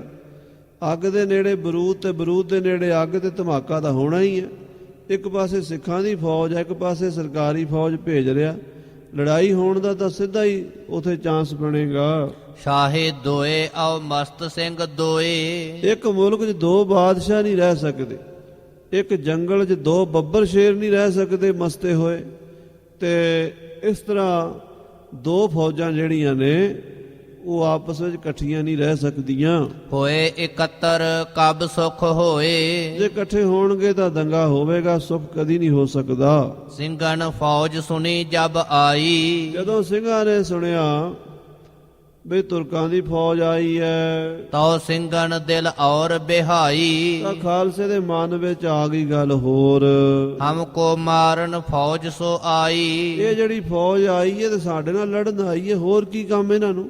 ਇਹ ਤਾਂ ਸਾਨੂੰ ਮਾਰਨ ਆਏ ਐ। ਸਲੂਕ ਇਨੇ ਕੋ ਹਮ ਕਬ ਭਾਈ। ਸਾਡਾ ਤਾਂ ਇਹਨਾਂ ਦਾ ਸਲੂਕ ਹੋ ਹੀ ਨਹੀਂ ਸਕਦਾ, ਸਾਡਾ ਇਹਨਾਂ ਦਾ ਮੇਲ ਕਦੋਂ ਹੋਇਆ ਹੈ? ਆਪ ਆਪਣੇ ਜਾਤ ਸੋ ਭਏ। ਸੋ ਸਿੰਘ ਜਿਹੜੇ ਸਿਆਣੇ ਸੀਗੇ ਭਾਈ ਮਨੀ ਸਿੰਘ ਨੇ ਉਹਨਾਂ ਨੂੰ ਸਮਝਾਤਾ ਵੀ ਤੁਸੀਂ ਹੁਣ ਨਿਕਲ ਜਾਓ ਇੱਥੋਂ, ਤੁਰਕਾਂ ਦੀ ਫੌਜ ਜ਼ਿਆਦਾ, ਅੰਮ੍ਰਿਤਸਰ ਦੰਗਾ ਹੋਏਗਾ, ਲੜਾਈ ਹੋਏਗੀ, ਬੇਅਦਬੀ ਹੋਵੇਗੀ, ਤੁਸੀਂ ਇੱਥੋਂ ਚਲੇ ਜਾਓ। ਸਿੰਘ ਸਾਰੇ ਸਮਾਂ ਪਾ ਕੇ ਸ੍ਰੀ ਦਰਬਾਰ ਸਾਹਿਬ ਦੇ ਲਾਗਿਓਂ ਉੱਠ ਕੇ ਆਪਣੇ ਆਪਣੇ ਇਲਾਕਿਆਂ ਨੂੰ ਜਾਂ ਜੰਗਲਾਂ ਨੂੰ ਚਲੇ ਗਏ। ਹਾਂਜੀ। ਕਿਛ ਨਾਤੇ ਕਿਛ ਬਿਨ ਹੀ ਨਹਾਏ। ਕਈ ਤਾਂ ਇਸ਼ਨਾਨ ਕਰ ਬੈਠੇ ਸੀਗੇ ਸਰੋਵਰ ਦਾ ਤੇ ਕਈਆਂ ਨੇ ਜੇ ਇਸ਼ਨਾਨ ਕਰਨਾ ਸੀ। ਭਾਈ ਮਨੀ ਸਿੰਘ ਕਹਿੰਦੇ ਨਿਕਲ ਜਾਓ ਸਿੰਘੋ ਇੱਥੋਂ, ਹੁਣ ਇੱਥੇ ਲੜਾਈ ਨਾ ਹੋ ਜਾਵੇ, ਕਿਤੇ ਨੁਕਸਾਨ ਨਾ ਹੋ ਜਾਏ ਖਾਲਸੇ ਦਾ, ਚਲੇ ਜਾਓ। ਸਾਰੇ ਸਿੰਘਾਂ ਨੂੰ ਭਾਈ ਮਨੀ ਸਿੰਘ ਜੀ ਨੇ ਬੜੀ ਸਿਆਣਪ ਦੇ ਨਾਲ ਸ੍ਰੀ ਦਰਬਾਰ ਸਾਹਿਬ ਤੋਂ ਤੋਰ ਦਿੱਤਾ। ਨਹਿ ਦਰੋਗਾ ਕੋ ਟਕੇ ਸੋ ਆਏ। ਤੇ ਉਹ ਭੇਟਾ ਜਿਹੜੀ ਦਰਬਾਰ ਸਾਹਿਬ ਚੜਾਵਾ ਚੜ੍ਹਨਾ ਸੀ, ਮੇਲਾ ਲੱਗਣਾ ਸੀ, ਉਹ ਲੱਗਾ ਹੀ ਨਹੀਂ। ਜਿੰਨੀ ਮਾਇਆ ਤੁਰਕ ਭਾਲਦੇ ਸੀ, ਕਿਤੇ 5000 ਲਿਖਿਆ, ਭਾਈ ਸਾਹਿਬ ਨੇ 10 ਲਿਖਿਆ। ਸੋ ਇਹ ਜਿਹੜੀ ਮਾਇਆ ਸੀਗੀ ਟਕੇ 10,000, ਇਹ ਕਹਿੰਦੇ ਸਰਕਾਰ ਨੂੰ ਨਹੀਂ ਆਏ। ਹੋਵਨ ਹਾਰ ਸੋ ਹੋਣੀ ਭਾਏ। ਇਹ ਹੋਣੀ ਏਦਾਂ ਹੋਣੀ ਸੀ, ਭਾਣਾ ਵਰਤਣਾ ਸੀ ਮਾਈ, ਹੋਣ ਹਾਰ ਸੋ ਹੋਈ ਹੈ। ਰਾਚ ਰਹਿਓ ਰਚਨਾ ਪ੍ਰਭ ਆਪਣੀ, ਕਹਾਂ ਲਾਭ ਕਹਾਂ ਖੋਈ ਹੈ। ਸੋ ਐਸਾ ਭਾਣਾ ਵਰਤ ਗਿਆ। ਸੰਗਤ ਕਹਿਓ ਦਿਨ ਆਇਓ ਸੋਈ। ਸੋ ਸਾਧ ਸੰਗਤ ਜੀ, ਸੰਗਤ ਦਾ ਜਿਹੜਾ ਬਚਨ ਸੀਗਾ ਨਾ ਵੀ ਭਾਈ ਮਨੀ ਸਿੰਘ ਤੁਹਾਡੇ ਬੰਦ-ਬੰਦ ਕੱਟੇ ਜਾਣਗੇ, ਉਹ ਦਿਨ ਨੇੜੇ ਆ ਗਿਆ। ਮਨੀ ਸਿੰਘ ਸਿਰ ਹੋਣੀ ਜੋਈ। ਜੋ ਭਾਈ ਮਨੀ ਸਿੰਘ ਦੇ ਸਿਰ ਤੇ ਭਾਣਾ ਵਰਤਣਾ ਸੀ। ਸਮਝ ਮਨੀ ਸਿੰਘ ਮਨ ਮੈਂ ਬਹਿਓ। ਭਾਈ ਮਨੀ ਸਿੰਘ ਬੜੇ ਸਮਝਦਾਰ ਸਿਆਣੇ ਸੁਗੜ ਸਨ, ਉਹ ਸਾਰੀ ਗੱਲ ਨੂੰ ਸਮਝ ਗਏ। ਕਈ ਸਿੰਘਨ ਉਹਾਂ ਸਾਥ ਨਿਭਹਿਓ। ਸਾਧ ਸੰਗਤ ਜੀ, ਜਿਹੜੇ ਸਿਆਣੇ ਸਿੰਘ ਭਾਈ ਮਨੀ ਸਿੰਘ ਨਾਲ ਪ੍ਰੇਮ ਰੱਖਣ ਵਾਲੇ, ਉਹਨਾਂ ਨੇ ਸਾਥ ਨਹੀਂ ਛੱਡਿਆ। ਬਾਕੀ ਦਾ ਖਾਲਸਾ ਸਾਰਾ ਚਲਾ ਗਿਆ, ਪਰ ਕੁਝ ਪ੍ਰੇਮੀ ਜਿਹੜੇ ਭਾਈ ਸਾਹਿਬ ਦੇ ਕੋਲ ਰਹਿੰਦੇ ਸੀ, ਉਹ ਨਾਲ ਹੀ ਰਹੇ। ਦੋਹਰਾ ਪੈਸੋ ਪੂਰੋ ਨਹਿ ਭਇਓ। ਤੁਰਕਨ ਆਮਦ ਜਾਨ। ਤੁਰਕਾਂ ਨੂੰ ਜਿਹੜਾ 10,000 ਰੁਪਈਆ ਦੇਣਾ ਸੀ, ਅੱਧਾ ਵੀ ਇਕੱਠਾ ਨਹੀਂ ਹੋਇਆ। ਮਾਇਆ ਆਈ ਨਹੀਂ, ਚੜਾਵਾ ਹੀ ਨਹੀਂ ਚੜਿਆ, ਆਮਦਨ ਨਹੀਂ ਹੋਈ ਦਰਬਾਰ ਸਾਹਿਬ, ਪੈਸੇ ਕਿੱਥੋਂ ਦੇਣੇ ਸੀ? ਲੰਗਰ ਦਾ ਕੰਮ ਵੀ ਪੂਰਾ ਨਹੀਂ ਚੱਲਿਆ। ਦੰਗੋ ਫੰਗੋ ਭੀ ਭਇਓ। ਪਹੁੰਚਿਓ ਸਮੇਂ ਸੋ ਆਣ। ਇਹੋ ਜਿਹਾ ਸਮਾਂ ਸੀ, ਮਾਹੌਲ ਤਣਾਅ ਦਾ ਬਣ ਗਿਆ, ਦੰਗੇ ਦੀ ਲੜਾਈ ਦੀ ਗੱਲ ਬਣ ਗਈ। ਸਿੰਘ ਸੋ ਦੰਗਿਓ ਕਬ ਟਲੈ। ਜਿਨ ਕੀ ਆਦਤ ਦੰਗ। ਸਿੰਘ ਦੰਗੇ ਤੋਂ ਟਲਦੇ ਕੋਈ ਨਹੀਂ, ਕਿਉਂਕਿ ਇਹਨਾਂ ਦੀ ਆਦਤ ਹੈ ਜਾਤ ਗੋਤ ਸਿੰਘਨ ਕੀ ਦੰਗਾ। ਇਹ ਤਾਂ ਬਾਦਸ਼ਾਹ ਦੀ ਫੌਜਾਂ ਨੂੰ ਵੇਖ ਕੇ ਖਾਮ-ਖਾ ਲੜਨ ਨੂੰ ਪੈਂਦੇ ਆ। ਇਸ ਕਰਕੇ ਭਾਈ ਮਨੀ ਸਿੰਘ ਨੇ ਇਹਨਾਂ ਨੂੰ ਟੋਰ ਦਿੱਤਾ ਵੀ ਤੁਸੀਂ ਇੱਥੋਂ ਚਲੇ ਜਾਓ। ਹੋਵੇ ਪ੍ਰਸੰਨ ਇਹ ਕਰਤ ਹੀ। ਆਦਾ ਹੈ ਦੰਗ ਆਓ ਜੰਗ। ਇਹ ਤੇ ਮੁੱਢ ਤੋਂ ਹੀ ਜੰਗ ਕਰਕੇ ਖੁਸ਼ ਹੁੰਦੇ ਐ। ਚਾਉ ਪਈ ਜਾਓ ਅੰਮ੍ਰਿਤਸਰ ਲੱਖੂ ਆਇਓ। ਉਧਰੋਂ ਸਿੰਘ ਤੇ ਚਲੇ ਗਏ, ਲੱਖੂ ਅੰਮ੍ਰਿਤਸਰ ਆ ਗਿਆ। ਉਹਾਂ ਸਿੰਘ ਜੋ ਕੋਉ ਉਨ ਪਾਇਓ। ਜਿਹੜੇ ਕੋਈ ਥੋੜੇ ਵਾਲੇ ਸਿੰਘ ਰਹਿ ਗਏ ਸੀਗੇ, ਜਾਣ 'ਚ ਦੇਰੀ ਹੋ ਗਈ ਜਿਨ੍ਹਾਂ ਨੂੰ, ਦੰਗਾ ਫੰਗਾ ਸੋ ਫੜ ਲਿਓ। ਉਹਨਾਂ ਨਾਲ ਲੜਾਈ ਹੋ ਗਈ। ਉਹ ਥੋੜੇ ਸੀਗੇ, 10-20 ਸਿੰਘ ਸਿੰਘ ਕੀ ਕਰਦੇ ਇੰਨੀ ਫੌਜ ਦੇ ਅੱਗੇ? ਉਹਨਾਂ ਨੇ ਉਹ ਫੜ ਲਏ ਸਾਰੇ। ਫੜ ਆਗੈ ਨਵਾਬ ਪਾਸ ਪਹੁੰਚਿਓ, ਉਹਨਾਂ ਨੂੰ ਗ੍ਰਿਫਤਾਰ ਕਰਕੇ ਲੱਖੂ ਨੇ ਨਵਾਬ ਕੋਲ ਭੇਜ ਦਿੱਤਾ। ਉਤੇ ਸਿੰਘਨ ਮੈਂ ਜੋ ਨਾਮਦਾਰ, ਜਿਹੜੇ ਸਿੰਘਾਂ ਚੋਂ ਮੁਖੀ ਸਿੰਘ ਸਨ, ਨਾਮੀ ਸਿੰਘ ਸਨ ਜਰਨੈਲ ਪੰਥ ਦੇ, ਸੋ ਫੜ ਲਈਏ ਮਣੀ ਸਿੰਘ ਨਾਰ। ਉਹਨਾਂ ਚੋਂ ਕਈ ਭਾਈ ਮਨੀ ਸਿੰਘ ਦੇ ਨਾਲ ਫੜੇ ਗਏ, ਜਿਨ੍ਹਾਂ ਚੋਂ ਭਾਈ ਗੁਲਜ਼ਾਰਾ ਸਿੰਘ ਜੀ, ਭਾਈ ਮਨੀ ਸਿੰਘ ਦਾ ਪੁੱਤਰ ਭਾਈ ਚਿੱਤਰ ਸਿੰਘ, ਇਦਾਂ ਹੋਰ ਭੱਟਾਂ ਦੇ ਪਰਿਵਾਰ ਵਿੱਚੋਂ ਵੀ ਕੁਝ ਸਨ ਜਿਨ੍ਹਾਂ ਦੀ ਬਾਣੀ ਗੁਰੂ ਗ੍ਰੰਥ ਸਾਹਿਬ ਦਰਜ ਹੈ। ਇਹ ਸਾਰੇ 7-8 ਸਿੰਘ ਜਿਹੜੇ ਮੁਖੀ ਫੜੇ ਗਏ। ਐਸੋ ਫੇਰ ਸਮੈ ਕੋ ਆਇਓ, ਐਸਾ ਸਮੇਂ ਦਾ ਫੇਰ ਬਣਿਆ। ਅਰ ਤਕਤ ਤਹ ਔਰੋ ਭਇਓ। ਅਰ ਤਕਤ ਸੋ ਇਸ ਤਰ੍ਹਾਂ ਦਾ ਵਰਤਾਰਾ ਹੋਇਆ। ਭਾਣਾ ਪਰਮੇਸ਼ਰ ਦਾ ਕਿਤੇ ਤਾਂ ਮੇਲਾ ਲੱਗਣਾ ਸੀ ਖੁਸ਼ੀਆਂ ਨਾਲ, ਪਰ ਨਰ ਚਾਹਤ ਕਛ ਔਰੈ ਕੀ ਔਰੈ ਭਾਈ, ਹੋਰ ਦੀ ਹੋਰ ਹੀ ਗੱਲ ਬੇਰਸੀ ਹੋ ਗਈ ਜ਼ਿਆਦਾ ਹੀ। ਸੋ ਨਵਾਬ ਕੈ ਅੱਗੇ ਖੜਾਈ, ਇਹਨਾਂ ਸਾਰਿਆਂ ਨੂੰ ਫੜ ਕੇ ਨਵਾਬ ਜ਼ਕਰੀਏ ਦੇ ਸਾਹਮਣੇ ਪੇਸ਼ ਕੀਤਾ। ਨਵਾਬ ਕਾਜੀਆਂ ਦਿਓ ਪਖਾਏ, ਤੇ ਕਾਜ਼ੀਆਂ ਨੇ ਨਵਾਬ ਦੇ ਕੰਨ ਭਰ ਦਿੱਤੇ। ਪੰਥ ਪ੍ਰਕਾਸ਼ ਗਿਆਨੀ ਗਿਆਨ ਸਿੰਘ ਨੇ ਬੜਾ ਸੁੰਦਰ ਲਿਖਿਆ ਹੈ। ਕਹਿੰਦੇ ਕਾਜ਼ੀ ਕਹਿਣ ਲੱਗੇ ਜੀ ਇਹ ਜਿਹੜਾ ਹੈ ਨਾ ਮਨੀ ਸਿੰਘ, ਇਹਦੇ ਵਾਸਤੇ ਸ਼ਰਅ 'ਚ ਸਖਤ ਹੁਕਮ ਹੈ ਬਾਕੀਆਂ ਨਾਲੋਂ। ਉਹ ਕਹਿੰਦੇ ਕਿਉਂ? ਕਾਜ਼ੀ ਕਹਿੰਦੇ ਫਿਰ ਇਹ ਸਿੰਘ ਪੰਥ ਕਾ ਮੁਖੀਆ ਸਿੰਘਨ ਤਾਈ ਸਿਖੈ ਹੈ। ਇਹ ਸਿੰਘਾਂ ਦਾ ਮੁਖੀਆ, ਸਿੰਘਾਂ ਦੇ ਅੰਦਰ ਸਪਿਰਟ ਭਰਦਾ, ਇਹ ਅੰਮ੍ਰਿਤ ਛਕਾਉਂਦਾ, ਤਾਂ ਹੀ ਇਹ ਨੌਜਵਾਨ ਲੜਨ ਨੂੰ ਪੈਂਦੇ ਆ। ਜੇ ਇਹ ਮਰ ਜਾਵੇ ਤੇ ਸਾਰੇ ਟਲ ਜਾਣਗੇ। ਕਹਿੰਦੇ ਇਹ ਵੱਡੀ ਬਲਾ ਹੈ। ਭਾਈ ਸਾਹਿਬ ਮਨੀ ਸਿੰਘ ਜੀ ਦੇ ਉੱਤੇ ਇਹ ਫਤਵਾ ਲਾਇਆ ਵੀ ਇਹ ਸਿੱਖਾਂ ਦੇ ਅੰਦਰ ਬਗਾਵਤ ਦਾ ਬੀਜ ਬੀਜਦੇ ਨੇ। ਨਵਾਬ ਕਹਿਓ ਹਮ ਪੈਸੇ ਦੇਹੋ, ਨਵਾਬ ਨੇ ਅੱਗੋਂ ਇਹ ਕਿਹਾ ਵੀ ਸਾਡੇ ਪੈਸੇ ਦਿਓ ਬਈ, ਤੁਸੀਂ 10,000 ਰੁਪਇਆ ਦੇਣਾ ਸਾਨੂੰ ਸਰਕਾਰ ਨੂੰ, ਉਹ ਦਿਓ। ਔਰ ਸਿੰਘਨ ਕਹਿਓ ਜਾਮਨ ਲੇਹੋ, ਜਿਹੜੇ ਲਾਹੌਰ ਦੇ ਸਿੰਘ ਸੀਗੇ ਭਾਈ ਸੂਰਤ ਸਿੰਘ ਜੀ, ਸਬੇਗ ਸਿੰਘ ਜੀ, ਇਹ ਲਾਹੌਰ ਦੇ ਵਿੱਚ ਰਹਿੰਦੇ ਸੀਗੇ, ਚੰਗੇ ਬੰਦੇ ਸੀ, ਜਿਹਨੂੰ ਕਹਿੰਦੇ ਆ ਵੀ ਇੱਜ਼ਤਦਾਰ ਪ੍ਰਤਿਸ਼ਠ ਆਦਮੀ ਸਨ। ਇਹਨਾਂ ਜੋ ਕੁਝ ਦੀਵਾਨ ਲੱਛੀ ਰਾਮ, ਪੌੜਾ ਮੱਲ, ਇਹ ਹਿੰਦੂ ਬਰਾਦਰੀ ਚੋਂ ਗੁਰੂ ਕੇ ਸਿੱਖ ਸਹਿਜਧਾਰੀ ਸਨ। ਜਿਹੜਾ ਸੂਰਤ ਸਿੰਘ ਸੀਗਾ ਇਹ ਹੈ ਤਾਂ ਅੰਮ੍ਰਿਤਧਾਰੀ ਸਿੰਘ ਸੀ, ਸਰਕਾਰੀ ਡਿਊਟੀ ਕਰਦਾ ਸੀ। ਔਰ ਸਾਧ ਸੰਗਤ ਜੀ ਜਿਹੜੇ ਸੰਪਰਦਾਇ ਗਿਆਨੀ ਦੀ ਜਿਹੜੀ ਗਿਆਨੀਆਂ ਦੀ ਲਿਸਟ ਹੈ ਨਾ, ਉਹਦੇ ਵਿੱਚ ਵੀ ਭਾਈ ਸੂਰਤ ਸਿੰਘ ਦਾ ਜ਼ਿਕਰ ਆਉਂਦਾ ਵੀ ਸੂਰਤ ਸਿੰਘ ਜੀ ਸੰਪਰਦਾਇ ਦੇ ਟਕਸਾਲ ਦੇ ਮੁਖੀ ਰਹੇ, ਕਿਉਂਕਿ ਉਹਨਾਂ ਨੇ ਅਰਥ ਪੜ੍ਹੇ ਉੱਥੋਂ ਮਹਾਰਾਜ ਭਾਈ ਮਨੀ ਸਿੰਘ ਜੀ ਕੋਲੋਂ। ਉਹਨਾਂ ਸਿਆਣੇ ਸਿੰਘਾਂ ਨੇ ਦੀਵਾਨ ਨੂੰ ਆਖਿਆ, ਨਵਾਬ ਨੂੰ ਆਖਿਆ ਵੀ ਤੁਸੀਂ ਭਾਈ ਮਨੀ ਸਿੰਘ ਨੂੰ ਛੱਡ ਦਿਓ, ਅਸੀਂ ਲਾਹੌਰ ਵਾਲੇ ਇਕੱਠੇ ਕਰਕੇ ਦੇ ਦਿੰਦੇ ਤੁਹਾਡੇ ਪੈਸੇ, ਜਾਮਨ ਲੈ ਲਓ, ਥੋੜੇ ਦਿਨ ਠਹਿਰ ਕੇ ਤੁਹਾਡੇ ਪੈਸੇ ਅਸੀਂ, ਜੇ ਤੁਸੀਂ 2-4 ਦਿਨ 10 ਦਿਨ ਸਬਰ ਕਰ ਲਓ, ਅਸੀਂ ਤੁਹਾਡੀ ਮਾਇਆ ਤਾਰ ਦਿਆਂਗੇ ਇਕੱਠੀ ਕਰਕੇ। ਸ਼ਾਹੂਕਾਰ ਭੀ ਮੰਨਣ ਥੇ ਆਏ, ਜਿਹੜੇ ਸ਼ਹਿਰ ਦੇ ਸ਼ਾਹੂਕਾਰ ਸੀ, ਦੀਵਾਨ ਲੱਛੀ ਰਾਮ ਹੋ ਗਿਆ, ਕੌੜਾ ਮੱਲ ਹੋ ਗਿਆ, ਭਾਈ ਸੂਰਤ ਸਿੰਘ ਹੋ ਗਿਆ, ਸੁਬੇਗ ਸਿੰਘ, ਸ਼ਹਿਰ ਦੇ ਵੱਡੇ ਵੱਡੇ ਬੰਦੇ ਸਾਰੇ ਇਕੱਠੇ ਹੋ ਕੇ ਪੰਚਾਇਤ ਦੇ ਰੂਪ 'ਚ ਆਏ ਵੀ ਮਨੀ ਸਿੰਘ ਨੂੰ ਛੱਡ ਦਿਓ, ਸਾਡੀ ਜਾਮਨੀ ਲੈ ਲਓ, ਪੈਸੇ ਅਸੀਂ ਦੇ ਦਿਆਂਗੇ। ਮਨੀ ਸਿੰਘ ਸੋ ਦਏ ਹਟਾਏ, ਪਰ ਭਾਈ ਮਨੀ ਸਿੰਘ ਨੇ ਉਹਨਾਂ ਨੂੰ ਕਹਿਤਾ ਵੀ ਨਹੀਂ, ਤੁਸੀਂ ਸਾਡੀ ਜਾਮਨੀ ਨਹੀਂ ਲੈਣੀ, ਹੁਣ ਤੁਸੀਂ ਸਾਨੂੰ ਛੁਡਾਉਣ ਵਾਸਤੇ ਪੈਸਾ ਵੀ ਨਹੀਂ ਭਰਨਾ। ਹੁਣ ਜਿਹੜਾ ਸਮਾਂ ਆਣਾ ਸੀ ਉਹ ਆ ਚੁੱਕਾ ਹੈ, ਜਿਹੜੀ ਸਮੇਂ ਦੀ ਅਸੀਂ ਉਡੀਕ ਕਰ ਰਹੇ ਸੀ ਉਹ ਟਾਈਮ ਆ ਗਿਆ। ਇਸ ਕਰਕੇ ਸਿੰਘੋ ਸਾਨੂੰ ਛੁਡਾਉਣ ਦੀ, ਸਾਡੀ ਜ਼ਮਾਨਤ ਕਰਾਉਣ ਦੀ ਕੋਸ਼ਿਸ਼ ਨਾ ਕਰੋ। ਹਮ ਪੈ ਟਕੇ ਅਬੈ ਸੋ ਨਾਹੀ, ਕਹਿ ਦਿੱਤਾ ਸਾਡੇ ਕੋਲ ਕੋਈ ਪੈਸਾ ਨਹੀਂ, ਹੁਣ ਅਸੀਂ ਕੋਈ ਪੈਸਾ ਦੇਣਾ ਨਹੀਂ ਸਰਕਾਰ ਨੂੰ, ਟਕੇ ਨਾ ਦੇਨੇ ਹਮ ਨੇ ਕਦਾਹੀ, ਅਸੀਂ ਕਦੀ ਵੀ ਨਹੀਂ ਦੇਣਾ, ਅਸੀਂ ਇਹਨਾਂ ਨੂੰ ਕਿਉਂ ਦਈਏ ਪੈਸੇ। ਹੁਣ ਕਹਿਓ ਵੇਲਾ ਹੈ ਹਮਰੋ ਆਇਆ, ਭਾਈ ਸਾਡੇ ਸ਼ਹੀਦੀ ਦਾ ਸਮਾਂ ਆ ਗਿਆ, ਸਾਨੂੰ ਜੋ ਖਾਲਸੇ ਪੰਥ ਵੱਲੋਂ ਬਚਨ ਹੋਇਆ ਉਹ ਪੂਰਾ ਹੋਣ ਦਾ ਟਾਈਮ ਆ ਗਿਆ। ਬਚਨ ਸਿੱਖਣ ਮੈਂ ਚਾਹੋਂ ਉਤਰ ਆਇਆ, ਉਹ ਜਿਹੜਾ ਖਾਲਸੇ ਦਾ ਬਚਨ ਹੈ ਉਹ ਪੂਰਾ ਕਰਨਾ ਚਾਹੁੰਦੇ ਹਾਂ ਅਸੀਂ। ਮੈਂ ਬੰਦ ਅਬ ਚਾਹੋਂ ਕਟਾਇਆ, ਮੈਂ ਆਪਣੇ ਬੰਦ ਕਟਵਾਣੇ ਆ ਜੋ ਮੈਨੂੰ ਪੰਥ ਖਾਲਸੇ ਵੱਲੋਂ ਹੁਕਮ ਲੱਗਾ ਹੋਇਆ। ਇਮ ਕਹਿ ਕੈ ਉਨ ਇਮੈ ਅਲਾਇਆ, ਭਾਈ ਮਨੀ ਸਿੰਘ ਜੀ ਨੇ ਦੀਵਾਨ ਲੱਛੀ ਰਾਮ, ਕੌੜਾ ਮੱਲ, ਭਾਈ ਸੂਰਤ ਸਿੰਘ ਆਦਿਕ ਸਿਆਣਿਆਂ ਸਿੰਘਾਂ ਨੂੰ ਰੋਕ ਦਿੱਤਾ। ਮੇਰੀ ਜ਼ਮਾਨਤ ਨਹੀਂ ਕਰਾਣੀ ਕਿਸੇ ਨੇ, ਮੇਰੇ ਪੈਸੇ ਨਹੀਂ ਤਾਰਨੇ। ਅਬ ਪੈਸੇ ਹਮ ਪੈ ਕਛ ਤੇ ਨਾਹੀ, ਜ਼ਕਰੀਏ ਨੂੰ ਕਹਿਤਾ ਸਾਡੇ ਕੋਲ ਕੋਈ ਪੈਸਾ ਨਾ ਮੰਗੀ, ਹੁਣ ਅਸੀਂ ਪੈਸਾ ਨਹੀਂ ਦੇਣਾ। ਲੈ ਜਾਣ ਹਮਾਰੀ ਨਗਦੀ ਮਾਹੀ। ਹਾਂ ਤੈਨੂੰ ਨਗਦ ਦੇਾਂਗੇ ਪਰ ਆਪਣੀ ਜਾਨ ਦੇਾਂਗੇ। ਆਖੋ ਸ੍ਰੀ ਵਾਹਿਗੁਰੂ। ਜਾਨ ਦੇਾਂਗੇ ਆਪਣੀ, ਅਸੀਂ ਆਪਣੇ ਸੀਸ ਦੇਾਂਗੇ ਨਗਦ, ਅਸੀਂ ਪੈਸੇ ਨਹੀਂ ਦੇਣੇ ਤੇਰੇ। ਸ਼ਹਿਰ ਲੋਕ ਆ ਇਕੱਠੇ ਹੋਏ, ਸਾਰਾ ਸ਼ਹਿਰ ਇਕੱਠਾ ਹੋ ਗਿਆ। ਲਾਹੌਰ 'ਚ ਬੜੀ ਹਾਹਾਕਾਰ ਮਚ ਗਈ। ਭਾਈ ਸਾਹਿਬ ਮਨੀ ਸਿੰਘ ਦੀ ਗ੍ਰਿਫਤਾਰੀ ਪੰਜਾਬ ਵਾਸਤੇ, ਪੂਰੇ ਹਿੰਦੁਸਤਾਨ ਦੇ ਸਿੱਖਾਂ ਵਾਸਤੇ, ਕਿਉਂਕਿ ਉਹ ਤਾਂ ਸਾਰੀ ਦੁਨੀਆ 'ਚ ਪ੍ਰਸਿੱਧ ਸਨ, ਗੁਰੂ ਘਰ ਦੇ ਮਹਾਨ ਸਿੱਖ ਸਨ। ਲੈ ਕੇ ਪੈਸੇ ਆਣ ਖਲੋਏ। ਸ਼ਹਿਰ 'ਚੋਂ ਬਹੁਤ ਸਾਰੇ ਲੋਕ ਪੈਸੇ ਲੈ ਕੇ ਆ ਗਏ। ਦੋ ਮੁਸਲਮਾਨਾਂ ਦਾ ਵੀ ਜ਼ਿਕਰ ਹੈ, ਫਕੀਰ ਸਨ ਉਹ ਆਏ। ਕਹਿੰਦੇ ਜਦੋਂ ਭਾਈ ਸਾਹਿਬ ਦੇ ਬੰਦ ਕੱਟਣੇ ਸ਼ੁਰੂ ਹੋਏ ਨਾ, ਉਦੋਂ ਆ ਗਏ। ਉਹ ਅੱਗੇ ਕਥਾ ਹੁੰਦੀ ਹੈ, ਉਹ ਭਾਈ ਗਿਆਨ ਸਿੰਘ ਗਿਆਨੀ ਨੇ ਉਹਨਾਂ ਦੇ ਨਾਮ ਵੀ ਲਿਖੇ ਪੰਥ ਪ੍ਰਕਾਸ਼ ਵਿੱਚ ਦੂਸਰੇ ਵਿੱਚ, ਵੀ ਜਦੋਂ ਉਹ ਦੋਵੇਂ ਮੁਸਲਮਾਨ ਫਕੀਰ ਆਏ ਤੇ ਭਾਈ ਮਨੀ ਸਿੰਘ ਦੇ ਹੱਥ ਤੇ ਟੋਕਾ ਰੱਖਣ ਲੱਗੇ ਤੇ ਉਹ ਦੌੜ ਕੇ ਗਏ ਨਵਾਬ ਕੋਲ। ਕਹਿੰਦੇ ਨਵਾਬ ਬੜਾ ਕਹਿਰ ਹੋ ਜਾਏਗਾ, ਸ਼ਹਿਰ ਲਾਹੌਰ ਪੁੱਠਾ ਹੋ ਜਾਏਗਾ, ਬੜਾ ਜ਼ੁਲਮ ਹੋਏਗਾ, ਰੋਕ ਦੇ ਕੰਮ ਨੂੰ। ਬੜੇ ਜ਼ਬਰਦਸਤ ਸ਼ਬਦਾਂ 'ਚ ਉਹਨਾਂ ਨੇ ਇਹ ਗੱਲ ਕਹੀ ਸੀ ਵੀ ਹੁਣੇ ਰੋਕ ਦੇ।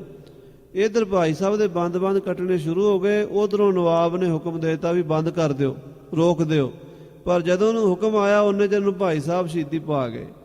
ਸੋ ਖਾਲਸਾ ਜੀ, ਐਸੀ ਹਸਤੀ ਸਨ ਭਾਈ ਮਨੀ ਸਿੰਘ ਜੀ ਵੀ ਹਿੰਦੂ ਮੁਸਲਮਾਨ ਸਭ ਪੈਸੇ ਲੈ ਕੇ ਆ ਗਏ ਵੀ ਇਹਨਾਂ ਨੂੰ ਛੱਡ ਦਿਓ। ਦੋਹਰਾ ਮਨੀ ਸਿੰਘ ਸੋ ਲੱਖ ਸਮੋ, ਹੋਈ ਬਾਤ ਦੇ ਤੋੜ। ਭਾਈ ਮਨੀ ਸਿੰਘ ਜੀ ਨੇ ਸਮਾਂ ਵੇਖਿਆ ਵੀ ਉਹ ਪੰਥ ਖਾਲਸੇ ਦਾ ਬਚਨ ਪੂਰਾ ਹੋਣ ਦਾ ਸਮਾਂ ਆ ਗਿਆ, ਤੋੜ ਨਿਭੀਏ ਹੁਣ। ਸਿੱਖਣ ਬਚਨ ਸੋ ਕਿਮ ਟਲੈ, ਕਰੋ ਯਤਨ ਜੋ ਕਰੋੜ। ਭਾਈ ਸਾਹਿਬ ਕਹਿਣ ਲੱਗੇ ਵੀ ਜਿੰਨੇ ਮਰਜ਼ੀ ਯਤਨ ਕਰ ਲਓ, ਜਿਹੜਾ ਪੰਥ ਦਾ ਬਚਨ ਹੈ ਉਹ ਪੂਰਾ ਹੋਣਾ ਹੈ। ਚੌਪਈ ਨਵਾਬ ਮਨੈ ਬਹੁ ਕ੍ਰੋਧੋ ਆਇਆ, ਨਵਾਬ ਬੜੇ ਗੁੱਸੇ ਵਿੱਚ ਆ ਗਿਆ। ਹੁਣ ਸਰਾਪ ਨੈ ਸਮੋ ਪੁਜਾਇਆ। ਇਧਰੋਂ ਭਾਈ ਸਾਹਿਬ ਨੂੰ ਜਿਹੜਾ ਪੰਥ ਵੱਲੋਂ ਸਰਾਪ ਹੋਇਆ ਸੀ ਉਹ ਸਮਾਂ ਪੂਰਾ ਹੋ ਗਿਆ। ਕਾਜੀ ਮੁੱਲਾ ਲਏ ਬੁਲਾਈ, ਕਾਜੀ ਮੁੱਲਾ ਬੁਲਾ ਲਏ ਫਿਰ ਜ਼ਕਰੀਏ ਨੇ। ਪੁੱਛਿਓ ਉਨ ਕੋ ਪਾਸ ਬਹਾਈ, ਕੋਲ ਬਹਾ ਕੇ ਕਾਜ਼ੀਆਂ ਨੂੰ ਪੁੱਛਦਾ ਸੂਬਾ। ਖਾਨ ਕਹਿਓ ਹੋ ਮੁਸਲਮਾਨ, ਕਾਜ਼ੀਆਂ ਨੂੰ ਪੁੱਛਿਆ ਵੀ ਕੀ ਸ਼ਰ੍ਹਾ ਕਹਿੰਦੀ ਹੈ। ਸਾਰਿਆਂ ਨੇ ਸਲਾਹ ਕਰਕੇ ਮਨੀ ਸਿੰਘ ਜੀ ਨੂੰ ਕਿਹਾ, ਮਨੀ ਸਿੰਘ ਜੀ ਮੁਸਲਮਾਨ ਬਣ ਜਾਓ, ਤਦ ਛੋੜਾਂਗੇ ਤੁਮਰੀ ਜਾਨ। ਅਸੀਂ ਤੇਰੀ ਜਾਨ ਮਾਫੀ ਕਰ ਦਿਆਂਗੇ, ਬਖਸ਼ ਦਿਆਂਗੇ, ਇਸਲਾਮ ਕਬੂਲ ਕਰ ਲੈ, ਸਾਰੇ ਗੁਨਾਹ ਮਾਫ ਹੋ ਜਾਣਗੇ ਮੁਸਲਮਾਨ